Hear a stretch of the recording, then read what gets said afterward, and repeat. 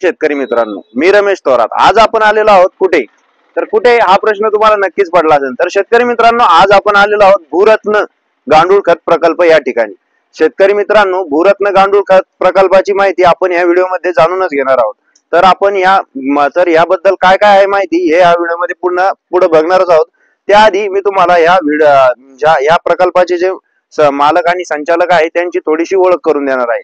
तर मंगेश भाऊ गोरे, ज्यांनी या प्रकल्पाला नवीन उंचीवर नेऊन ठेवलं, ज्यांनी वडिलांच्या साथीने हा प्रकल्प चालू केला आणि ज्यांनी भूसंवर्धनाच्या या कार्यामध्ये मोलाचं योगदान देत आहेत, ज्यामध्ये त्यांनी गांडूळ खताबद्दल वेगवेगळी माहिती आपल्याला ते यापुढे देणारच आहेत. तर शेतकरी मित्रांनो, त्यांची भाऊची ओळख मी पहिल्यांदा तुम्हाला थोडक्यात सांगतो. तर भाऊंना नेटकाच कृषी भूषण पुरस्कार जो आपल्या महाराष्ट्र शासनातर्फे दिला जातो 2022 या साली त्यांना मिळाला आहे. शेतकरी मित्रांनो, व्यवसाय करत असताना भरपूर गोष्टी मिळतात आपल्याला. काही ठिकाणी आपल्याला पैसा मिळतो तर काही ठिकाणी प्रतिष्ठा मिळते. तर पण शेतकरी मित्रांनो, भूसंवर्धनाचं कार्य करत असताना आपल्याला पैसा आणि प्रतिष्ठा या दोन्ही गोष्टीचा सहयोग घालण्याचा योग ह्या भाऊंना मिळाला आहे. तर त्याबद्दल काय आहे माहिती ही आपण यापुढे जाणून घेऊया. चला तर मित्रांनो, यापुढे आपल्याला विशाल भाऊ या व्हिडिओमध्ये माहिती देणार आहे. तर शेतकरी मित्रांनो, गांडूळ खत प्रकल्प याची सर्व माहिती आज आपण या व्हिडिओच्या माध्यमातून जाणूनच घेणार आहोत. तर यासाठी सर्व माहिती देण्यासाठी आपल्या सोबत आहे आज मंगेश भाऊ गोरे, जे की भूरत्न गांडूळ व खत बीज निर्मिती प्रकल्प याचे संचालक आहेत. त्यांच्याकडून आज आपण सर्व माहिती या प्रकल्पाबद्दल जाणून घेऊ. नमस्कार. नमस्कार. सर्वप्रथम आपला परिचय द्या आम्हाला. माझं नाव मंगेश गोरखनाथ गोरे, राहणार माळीवाडगाव, तालुका गंगापूर, जिल्हा छत्रपती संभाजीनगर. माझं 2022 ला BSc ॲग्री मी पास आउट आहे. MGM college of agriculture Sambhajinagar या ठिकाणी माझे ग्रॅज्युएशन झालं आणि त्यानंतर कुठल्याही नोकरीच्या मागे न लागता हा गांडूळ खताचा प्रकल्प गेल्या 2 वर्षापासून सांभाळत आहे. गांडूळ खताचा प्रकल्प या आधी तुमचे वडील बघत होते का तुम्ही स्वतः इथं BSc ॲग्रिकल्चर झाल्यानंतर चालू केलं? नाही, अगोदर वडिलांनी सुरुवात केलेली होती. 2001 ला डाळिंबाची आपण लागवड केली होती. त्या डाळिंबागेसाठी गांडूळ खत तयार आपण करत होतो. 2003 पासून ती सुरुवात झालेली वडिलांनी केली होती. मग डाळिंबाला जसा चांगला रिझल्ट आला ते शेतकरी यायचे बघण्यासाठी, डाळिंबावर माल बघायचा, मग नेमकी कशामुळे झालं, मग आम्ही त्यांना गांडूळ खत वगैरे अशा गोष्टी सेंद्रिय शेतीबद्दल सांगायचो. मग तेही मागणी करायची की आम्हालाही गांडूळ खत पाहिजे. मग अशा स्वरूपात हा व्यवसाय वाढत गेला. आणि तुमच्या वडिलांना सुरुवात केली, नंतर त्यानंतर तुम्ही त्याला अजून आधार दिला आणि यशावर नेलं तुमच्या प्रकल्पाला. तर याची सुरुवात जर करायची असेल शेतकऱ्यांना, तर कशा प्रकारे म्हणजे चालू करायला पाहिजे, कसं शेतखत किती पाहिजे, यासाठी गांडूळ किती पाहिजे, किती दिवसात चालू होऊ शकतं? बघा, आपल्याला आज आपण ठरवलं की आज आपल्याला गांडूळ खत प्रकल्प चालू करायचा आहे, तर तुम्ही आजही चालू करू शकता. त्यासाठी आता मार्केटमध्ये वर्मी बेड मिळतात, जे की रेडी हाऊस असतात, प्लॅस्टिक कापडापासून बनवलेले.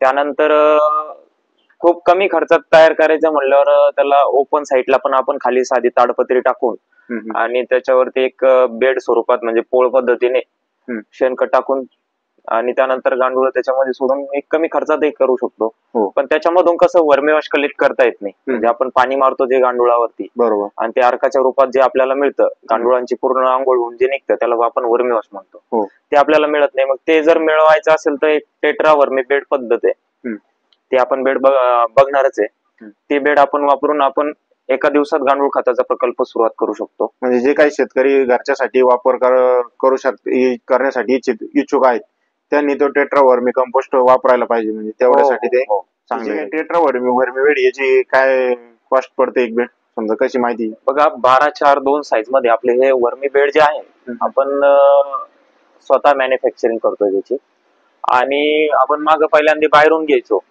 पण पाहिजे तशी क्वालिटी यायची नाही. त्याचे धागे वगैरे जे आहेत बऱ्याचशा कंप्लेंट यायच्या, ते फाटून जायचे. तर त्यानंतर आपण स्वतः वर्मी बेड तयार करण्याचा निर्णय घेतला आणि आता एकदम हेवी धागा, पूर्ण हेवी मटेरियल आपण प्रोव्हाइड करतोय शेतकऱ्यांना. ते की तुम्हाला मी एक बेड पण दाखवणार आहे, त्याच्यात मी तुम्हाला पूर्ण सविस्तर सांगणार आहे त्या बेड मध्ये. आणि त्या बेडचे एक 12x2 साईजचा बेड आहे. त्या बेडची कॉस्ट जाते 1500 रुपये इन्क्लुडिंग GST. बरोबर. म्हणजे जे काही शेतकऱ्यांना छोटा स्टार्टअप करायचा आहे घरच्या शेतीपुरत, त्यांना तो बेड घेऊन करू शकतो. कोणालाही व्यवसाय पण करायचा असेल, सुरुवातीला आपण एवढं हेवी कन्स्ट्रक्शन करू शकत नाही, जे की लाईफ टाइम सिमेंटचे बेड बनवलेले जातात. ते एवढं हेवी कन्स्ट्रक्शन करायला खूप खर्च येतो. त्या ऐवजी जर आपण हे वर्मी बेड जर युज केले तर नक्कीच एक सुरुवातीला कमी खर्चात आपण एक गांडूळ खताचा चांगल्या प्रतीचा प्रकल्प सुरुवात करू शकतो. बरोबर. यामध्ये ज्या खताचे लेअर आपण देत असतो त्या कशा प्रकारे असतं, म्हणजे खत बनवण्याची जी प्रोसेस असते ती कशा प्रकारे केली जाते? बघा, आपण वर्मी बेड ची जी साईज आहे त्याची साईज आहे 12 फूट लांबी, 4 फूट रुंदी आणि 2 फूट उंची. तर आपल्याला सर्वप्रथम खाली जो अर्धा फुटाचा कचऱ्याचा लेअर द्यावा लागतो. हो. आणि त्यानंतर परत अर्धा फूट शेणखत कमीत कमी 20 दिवसाच्या पुढचं पाहिजे. आणि एक 2 ते 2.5 महिन्याच्या आतलं पाहिजे, जेणेकरून त्याच्यामध्ये गांडुळांची संख्या वाढते. तर ते एक अर्धा फूट, त्यानंतर परत कुजलेला काडी कचरा अर्धा फूट, परत असं शेणखत अर्धा फूट, म्हणजे 2 काडी कचऱ्याचे आणि 2 शेणखताचे लेअर असे त्यामध्ये टाकून 2 दिवस पाणी मारून थंड करावं लागतं. आणि त्यानंतर त्याच्यामध्ये गांडूळ बीज सोडल्या जातात. आणि त्यानंतर ते एक 70 ते 75 दिवसामध्ये पूर्ण एक चहापत्ती टाईप गांडूळ खत निर्माण करून टाकतात. तर एका बेडसाठी किती बी हे सोडले पाहिजे मध्ये गांडूळ?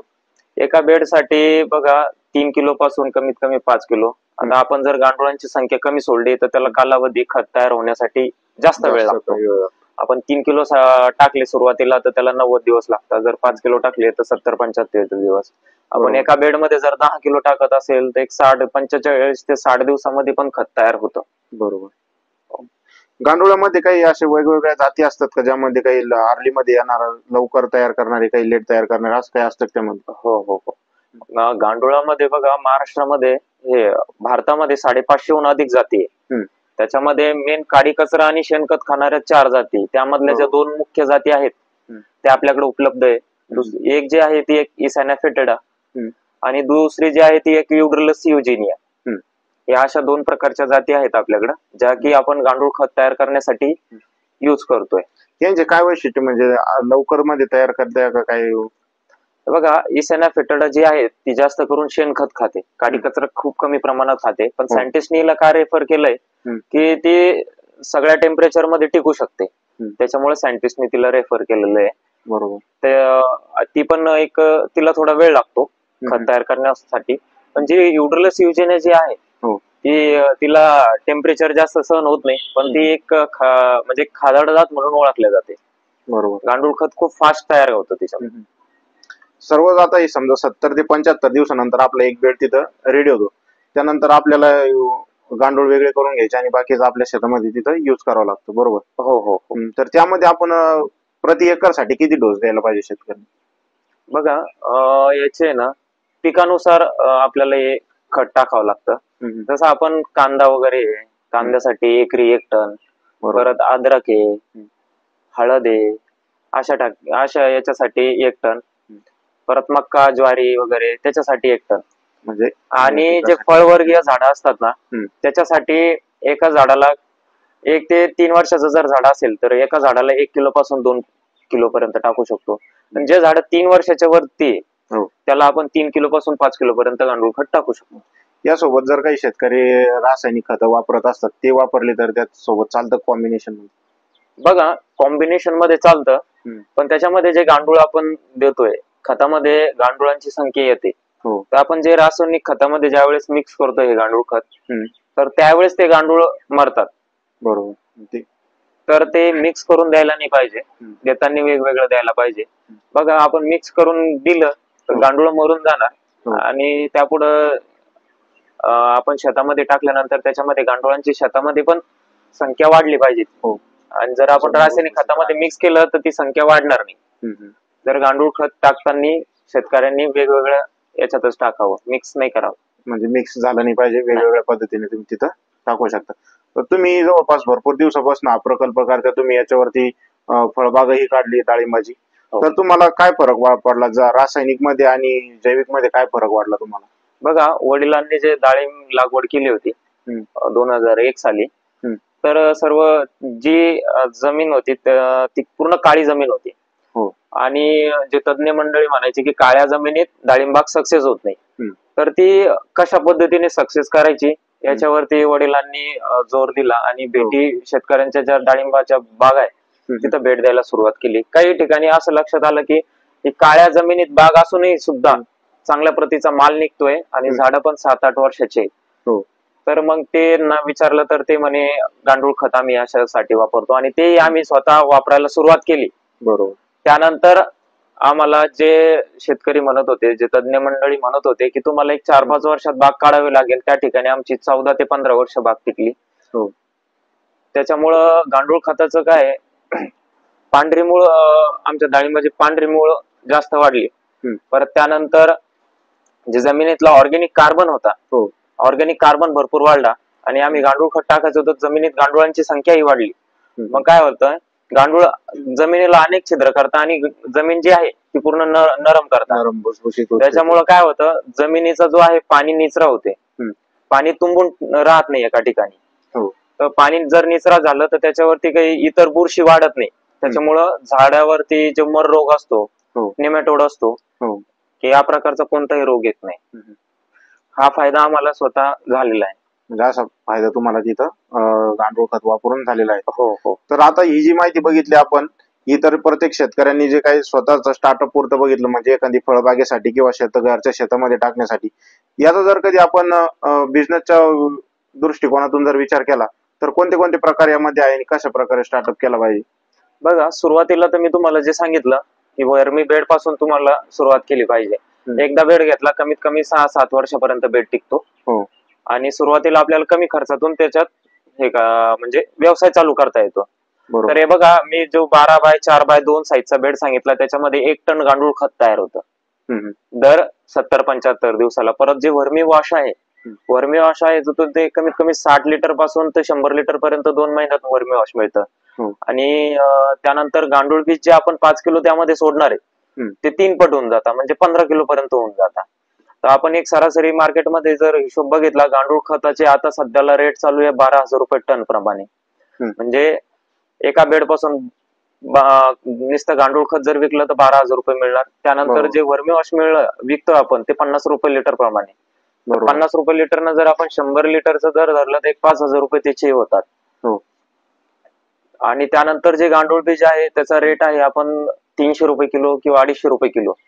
तर 250 रुपये किलो जरी धरलं, 10 किलो जरी विक्री झाले तर त्याचे 2,500 रुपये होतात. म्हणजे 12,000 रुपये खताचे, 5 याचे आपल्या वर्मी वॉशचे म्हणजे 17,000 आणि त्यानंतर 2,500 रुपये गांडूळ बीजचे. म्हणजे असं 19,500 रुपये आपल्याला एक उत्पन्न आहे. त्यामध्ये खर्च आपल्याला फक्त शेणखताचा आणि लेबरचा आहे, बाकी इतर कुठलाही आपल्याला त्यामध्ये खर्च नाही. खर्च वगैरे सगळं जर आपण वगळता जर याचं एक कॅल्क्युलेशन केलं तर आपल्याला याच्यामध्ये कमीत कमी 12,000 ते 13,000 रुपये आपल्याला एका बेड पासून 75 दिवसामध्ये आपल्याला मिळतात. म्हणजे 12,000 ते 13,000 रुपये सगळा खर्च सोडून आपल्याला 75 दिवसात ते निव्वळ प्रॉफिट मध्ये राहतो. बेड व्यतिरिक्त याच्या कोणत्या पद्धती? आता बेडचं सर थोडं कॉस्टिंग जायला लागलं, थोडं काही दिवसासाठी जर प्रकल्प करायचा आहे त्यासाठी जर बघितलं, त्यासाठी एक ओपन बेड पद्धत आहे. खाली आपण साधी सावलीमध्ये ताडपत्री टाकून त्याच्यावरती आपण गांडूळ खत तयार करू शकतो. त्याच्यामध्ये फक्त 2 लेअर दिल्या जातात, एक काडी कचऱ्याचा आणि दुसरा जो आहे तो शेणखताचा लेअर दिला जातो. आणि त्यानंतर त्याला थंड करून त्याच्यावरती गांडूळ सोडले जातात. ते एक साधी आणि सिंपल, फक्त आपल्याला काय करावं लागतं, गांडूळ बीज विकत आणायची गरज असते आणि खाली जी लागणारी ताडपत्री एवढंच, ताडपत्री आणि आतरून त्याच्यावरती काळे पालापाचोळा थोडासा जमा करायचा, वरती आपण तिथे शेणखताची लेअर मारायची. हो. त्यावरती काही आपल्याला थंडावर राहण्यासाठी काही उपाययोजना करावं लागतं का? वरती त्यानंतर आपण त्याला पोत्याच्या सहाय्याने झाकवायचं किंवा आपण पाचट, ऊसाचं पाचट असेल किंवा आपल्याकडे मक्का असेल, मक्काचे ताट, त्यांना आपण झाकवायचं. जेणेकरून काय होतं, खत लवकर तयार होतं. गांडुळांना अंधार असला ना ते घाबरत नाही, ते 24 तास काम चालू ठेवतात. त्याच्यामुळे जर आपण झाकवलेलं ठेवलं तर ते खत लवकर तयार होतं. बरोबर. मग तेही 70-75 दिवसात तयार होतं की त्याला जास्त कालावधी लागतो किंवा कमी कालावधी लागतो? बघा, ते जर शेडमध्ये जर असेल तर 70-75 दिवसातच तयार होईल. पण जर ओपन फील्डला असेल, म्हणजे ओपन जागेवर असतील, म्हणजे वरून कुठल्याही प्रकारचं छेद नाही, त्या ठिकाणी जर असेल तर त्याला थोडा वेळ जास्त लागतो. म्हणजे 10-15 दिवस वाढतात, 10 ते 90 दिवस वाढून झाला. शेड असल्यावर काय फायदे होते त्याचे? शेडमध्ये जर आपण केलं बेड वगैरे लावून किंवा ओपन फील्डवर केलं पण वरून शेड असलं तर त्याचे काय फायदे होते? हे बघा, आपण शेड वगैरे जर असलं त्याच्यामध्ये जर प्रकल्पाची सुरुवात केली तर आपण 12ही महिने आपण त्याच्यातून उत्पन्न काढू शकतो.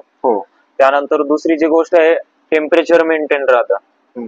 जेणेकरून मग त्या आपल्याकडून एखाद्या वेळेस पाणी जरी मारलं गेलं नाही, थोडस मागं पुढे जरी झालं हो. तर ते शेडमध्ये मॅनेज होतं आणि खतही लवकर तयार होतं. बरोबर. अशा प्रकारचे फायदे आहेत.